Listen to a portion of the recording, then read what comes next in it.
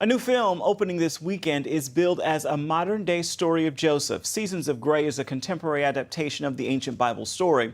The film is produced by Watermark Community Church in Dallas, Texas.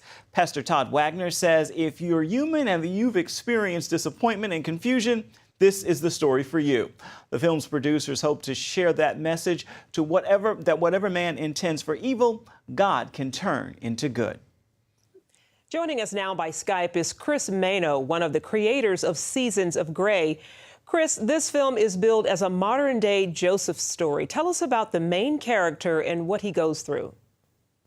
Well, our main character is Brady Gray, and just like the biblical story of Joseph in Genesis, he goes through a whole bunch of trials in his life. His brothers, angry at a gift that he gets, decide that they're going to kick him off the ranch, and after giving him a little beating or so, they send him off, and he makes his way to Dallas. And just as he's starting to rise to power there, he's accused of a crime he didn't commit, serves time in jail.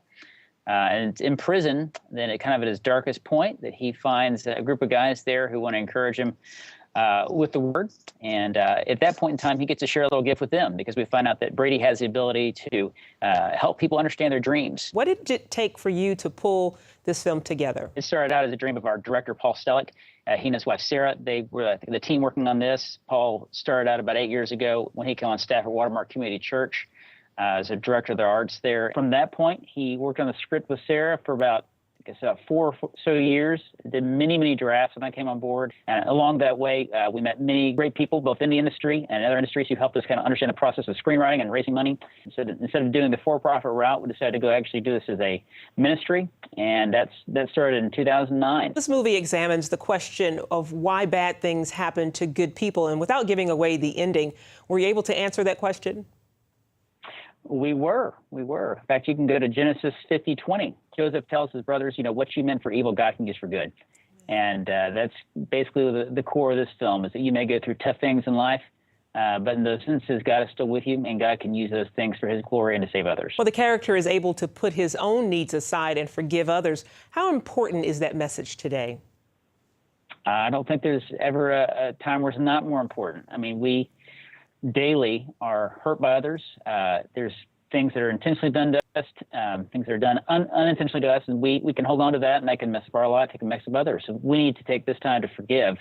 And that's the core issue of this film, is being able to go through those tough times to forgive. More and more churches producing films in recent years. What is the impact that's going to have on our culture? Much like we've seen in our secular culture, how ideas kind of start creeping into entertainment.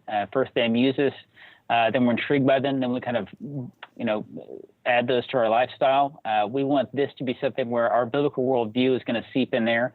It can be something that people will be enjoy to see just because it's a good movie.